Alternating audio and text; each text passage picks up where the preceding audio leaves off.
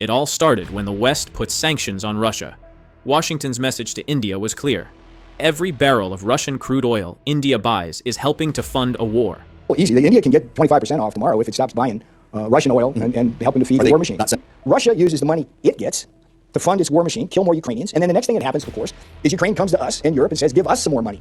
But then, India looked at the United States' own shopping list from Russia and found something interesting: a $3 billion purchase of Russian nuclear materials. Suddenly, the American message didn't quite match its own actions. For 2 years, the message from Washington, D.C. to New Delhi has been direct. Stop buying cheap Russian oil. Stop selling refined fuel to Europe. And stop indirectly funding the Russia-Ukraine war by purchasing Russian oil. To force the issue, the U.S. put heavy taxes, called tariffs, on Indian goods like steel, aluminum, and jewelry, with rates close to 50%. The story was the same everywhere, from government halls to news reports, that India was helping the invasion. The message seemed crystal clear.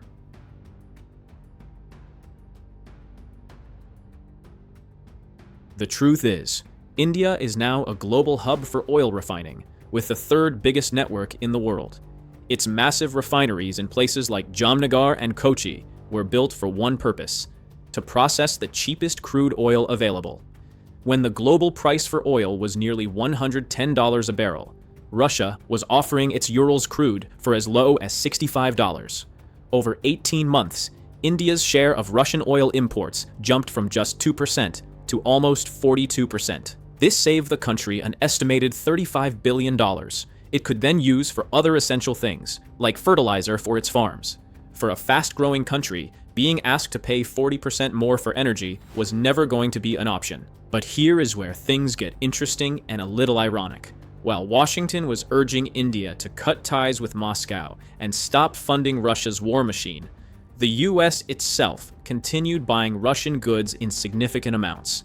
In 2023 alone, America imported $702 million worth of nuclear fuel to keep its reactors running, $1.2 billion worth of phosphorus, an essential ingredient for fertilizer that supports US agriculture, and $800 million worth of palladium, a critical metal for manufacturing catalytic converters in cars.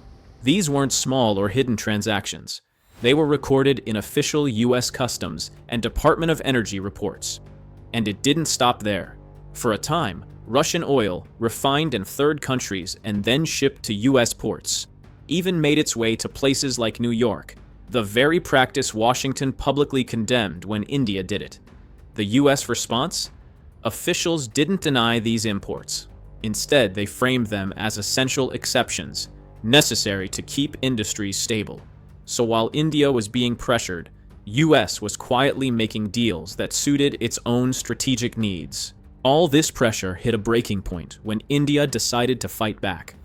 India's top government official for foreign affairs went to Russia. He didn't just push away the blame, he blamed the US instead. What he said was very sharp. If Russian energy pays for the war, the biggest payer last year wasn't India. That video clip went viral.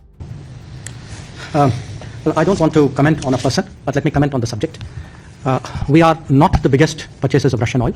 That is China. We are not the biggest purchasers of Russian LNG. I'm not sure, but I think that is the European Union. We are not the country which has the biggest trade surge with Russia after 2022. I think there are some countries to the south. Suddenly, the story wasn't just about India's oil anymore.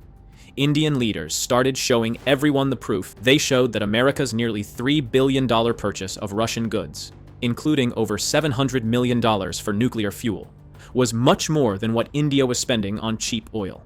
Their answer back was simple and powerful.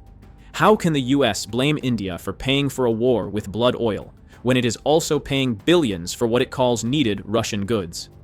But why is buying from Russia? The simple reason is that the US has no choice.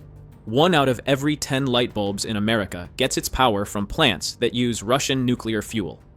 American farms need Russian phosphate for their crops to grow well. American car companies need Russian palladium to build cars. If the US stopped buying these things, prices could go up, and the lights could go out. This would be a big problem. So the government makes special rules for these items, saying they are needed for the country. and lets the buying continue quietly.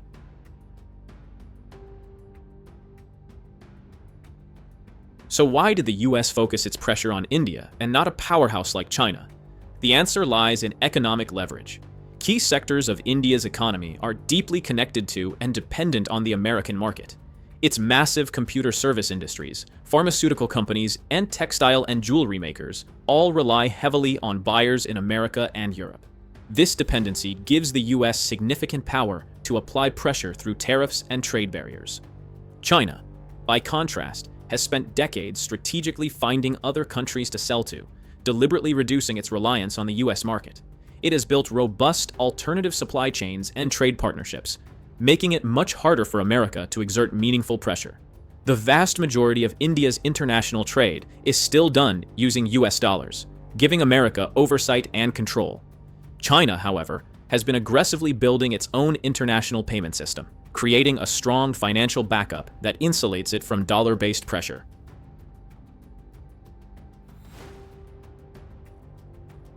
These extra taxes on Indian goods aren't just political statements.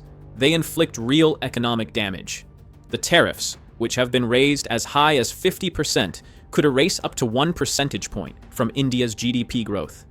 In the critical gems and jewelry sector, which sends nearly $10 billion in goods to the US annually, experts predict the new duties could slash exports by 75% and put up to 170,000 jobs at risk. It's a similar story for other labor-intensive industries, with hundreds of thousands of jobs threatened in textiles and seafood.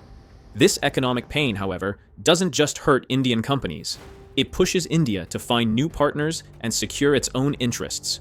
As a direct result, India has accelerated talks with Gulf countries about trading without taxes, made it easier to trade in local currencies with Russia to bypass the dollar, and explored new trade deals with Iran. In a great twist of irony, America's attempt to isolate Russia from the world economy is actually pushing Russia and other major developing nations like India closer together, forging new alliances outside of US influence. The argument between India and the US isn't just about oil, it's about who gets to make the rules for trade around the world.